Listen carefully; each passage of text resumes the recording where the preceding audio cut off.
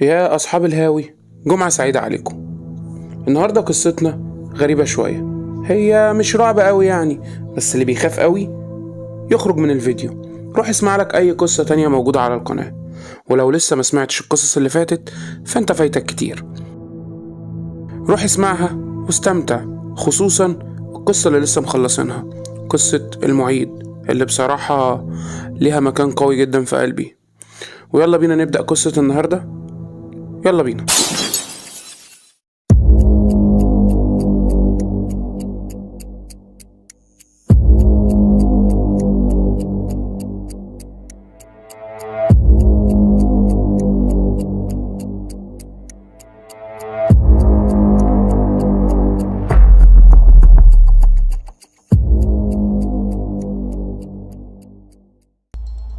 بداية قصتنا بتقول أنا مهاب، لا كنت كاتب ولا عمري هبقى كاتب، بس اللي هتسمعوا مني النهاردة دي قصة حقيقية 100%، وكان لازم أقولها عشان تتسجل في تاريخي، وعمري حرفيا ما هنساها. حتى لو وقفوا أصواتهم اللي حواليا في كل مكان دي واللي دايما بسمعها، حتى لو الأصوات دي وقفت أنا برضه عمري ما هنسى القصة دي. مهاب ساق عربيته على الطريق الصحراوي راجع من الجيزة للمنيا، وفجأة عربيته عطلت بالقرب من منطقة مهجورة. حاول يدورها تاني لكن مفيش أي فايدة، حتى مفيش سيجنال للموبايل، ومفيش ولا أي عربية معدية جنبه صاحبها يقدر يساعده. الوقت ضلمة جدا ومفيش أي منفذ منه إنه يتحرك بالعربية. وعلى بعد أمتار شاف بيت قديم مبني من الطوب الحراري، حواليه رملة كتير جدا كأنها بلع البيت أو نص البيت مبلوع فيها. هو كان عارف البيت ده، سمع عنه كتير من جده، وإن أبو جده كان ليه قصص طويلة عن البيت ده وقد إيه كان مرعب بالنسبة له. كل ده اتحكاله وهو حوالي 5 أو 6 سنين، يعني لما كان طفل، لكنه ما كانش متوقع إنه ممكن يقف قدامه في يوم من الأيام وفي وسط عتمة الليل دي. اللي خلاه ياخد قرار غريب بدخول البيت مش بس إنه محتاج مساعدة، بس كمان عشان حاجة تخصه هو لوحده، وهو إنه من أسبوع وصلته رسالة على إيميله مجهولة المصدر فيها صورة قديمة للبيت ده، وجواها دايرة حمراء حوالين جزء من الرملة كأن مدفون فيها حاجة. هو ما فهمش من الرسالة أي حاجة، دلوقتي فهم إنه محتاج يدخل. أصل الفضول تعتبر من أصعب مشاعر البشر يا عزيزي المستمع، ودايما هي اللي مغرقانا، وللأسف مش هو الوحيد اللي قرر يدخل البيت في اليوم ده. في نفس اللحظة كان في ندى، صحفية شاطرة، وصلت قدام البيت بعربيتها، لكنها مش جاية لأي سبب. هي جاية تلقط كام صورة للبيت عشان تعمل عليهم مقالة. كانت بتحقق في سلسلة حوادث غامضة حصلت في المنطقة دي من سنين كتير، بس كل أدلة الحوادث بتقول إن هي بسبب البيت. هي مش خايفة، بس الموضوع بالنسبة لها غريب شوية، لكن لو عملت المقالة دي هتبقى من أكتر الناس نجاحا في المجال بشكل كبير. محدش قدر يعمل مقالة بالقوة دي.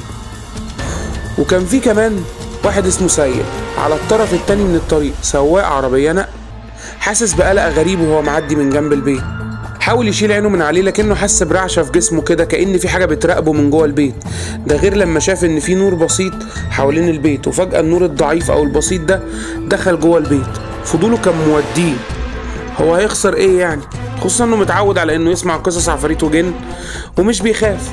علم الماورائيات بالنسبة له مش فارق معاه في حاجة، مش ده اللي شاغل دماغه، يعني هيحصل ايه يعني، ولا اي حاجة.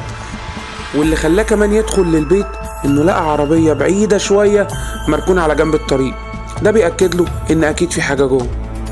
وما كانش يعرف ان في شخص تاني وراه، لا تاني ايه، قول رابع بقى، ده رابع واحد يدخل البيت، وهو خالد، محامي ماسك قضية قوية جدا، بيدور على وثيقة ممكن تطلع موكل عنده براءة من جريمة مؤبد.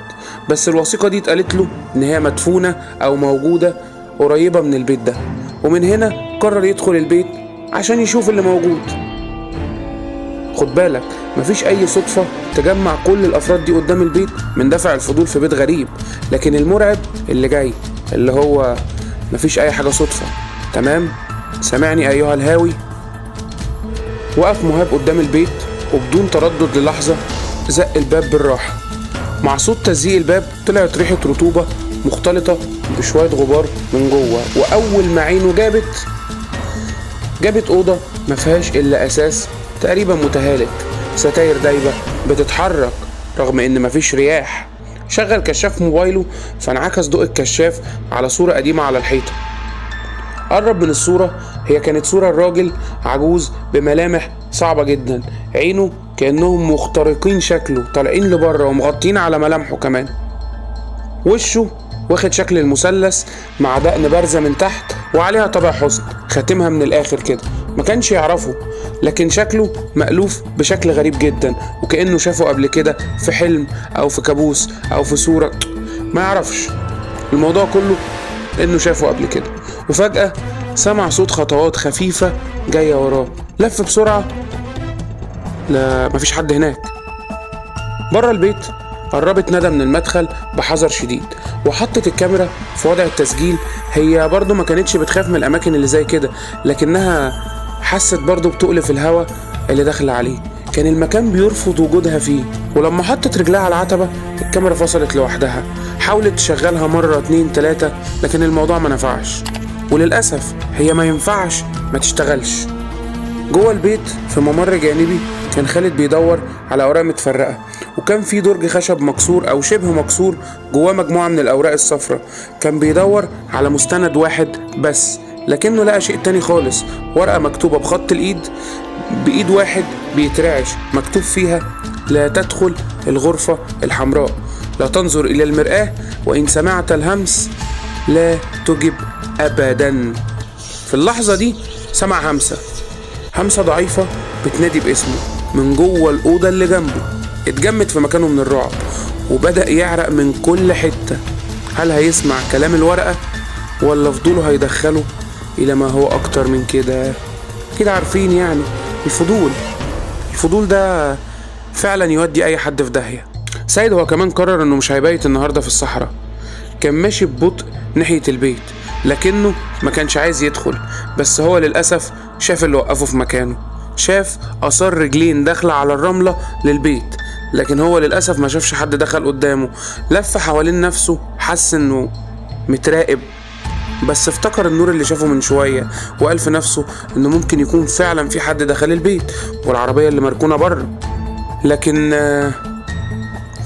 جوه البيت اجتمع مهاب وندى لأول مرة عند المدخل الرئيسي، وتفاجئ كل واحد منهم بوجود التاني، وكل واحد منهم بدأ يسأل التاني عن سبب وجوده هنا. لكن قبل ما حد يرد على التاني سمعوا صرخة بعيدة جاية من عمق البيت من جوه. في اللحظة دي اتفتح باب الأوضة الحمراء ببطء رغم انه كان مقفول كويس، وما كانش فيه اي رياح تفتحه، وما كانش فيه حد قريب منه اصلا عشان يفتحه، بس اتفتح وكأنه بيقول لهم يلا اتفضلوا ادخلوا. مهاب وندى وهم رايحين لمصدر الصوت شافوا خالد رايح في نفس الطريق.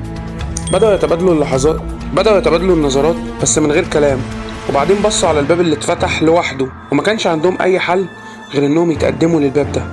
دخل مهاب في الاول بكشاف موبايله، وفي كل زاوية كان بيتأكد لو في حد موجود، وبعده ندى بخوف شديد، ومن بعدهم بدأ خالد. وكانت الأوضة أكبر مما توقعوا، جدرانها مطلية باللون الأحمر الغامق كأنها بتنزف. وفي نص الأوضة كان في ترابيزة خشب قديمة عليها صندوق صغير مقفول بقفل مصدي. وقبل ما أي حد يقرب منهم حصل صوت من زاوية في الأوضة، ولقوا خالد واقف هناك وشه أصفر وإيده بتترعش ماسك في إيده ورقة، وقال بصوت مخنوق ومرعوب: لازم نتحرك من هنا بسرعة. لكن قبل ما يتحركوا الأنوار اتطفت وبقى فيه ظلام تام، ومن بعدها سمعوا صوت فحيح وهمس. الصوت كان واطي لكن واضح انه كان جاي من كل حتة في الأوضة. ما كانش همس عادي، لأ، دي كانت أسمائهم بتتقال واحد واحد ببطء، وكأن واحد عارفهم كلهم بينادي عليهم واحد واحد. أولهم مهاب، تانيهم ندى، تالتهم خالد. ندى كانت بتترعش ومسكت الكاميرا بتاعتها رغم انها مش شغالة، لكن بتطمن نفسها. مهاب كان بيحسس على جيبه عشان يدور على حاجة يستخدمها كسلاح، لكن خالد نفسه كأنه فقد القدرة على الكلام، على الحركة، ومن الصدمة تفكيره نفسه اتشل. وفجأة سمعوا ضربة قوية كأن حاجة خبطت على الحيطة، ومع الضوء القليل اللي كان جاي من تليفون مهاب شافوا حاجة جمدت الدم في عروقهم. شافوا على الجدران عيون كتير مفتوحة بتدقق فيهم، عيون بشرية لكن من غير أجسام، موجودة في الضلمة كأنها راصدة كل حركة بيعملوها وبيبصلهم كلهم في نفس الوقت. وفي لحظة اتحركت كل حاجة بسرعة كبيرة حواليهم في الأوضة، سايبة وراها ظل أسود زي الدخان. محدش منهم شافه بوضوح، لكنه كان هناك شايفهم وبيقرب منهم واحدة واحدة. هو مين؟ هتعرف معايا.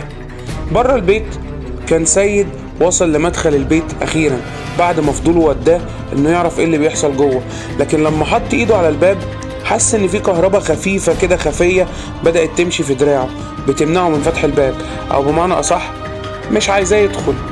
لكن الأمر موقفش عند كده، لأن الباب ما كانش عايز يدخله، ومش بس لأ، ده ما كانش عايز اللي جوه كمان يخرجوا. سيد لما حس برعشة جسمه من الباب ما كانش من النوع اللي بيخاف بسهولة، لكن حس ان في شيء غير طبيعي بيحصل جوه، فبدأ يخبط على الباب بقوة وبيحاول يفتحه، لكن بدون اي نتيجة. البيت قرر بلع اللي دخلوا جواه. جوه البيت بقى كان مهاب وندى وخالد واقفين في الضلمة، وبعد ما العيون اللي على الجدران اختفت من قدامهم بشكل مخيف جدا، الهمس فضل مستمر، لكن دلوقتي مش بيقول اسمائهم، لا ده كان بيتكلم معاهم وبيقول لهم: لماذا عدتم؟ لقد دفنتم السر هنا والآن تريدون استعادته؟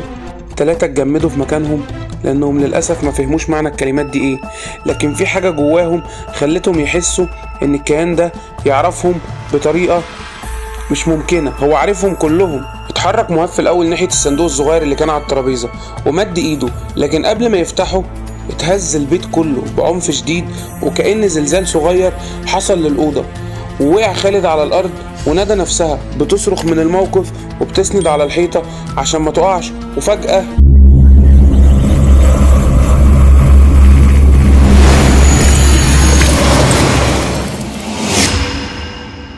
الصندوق اتفتح لوحده.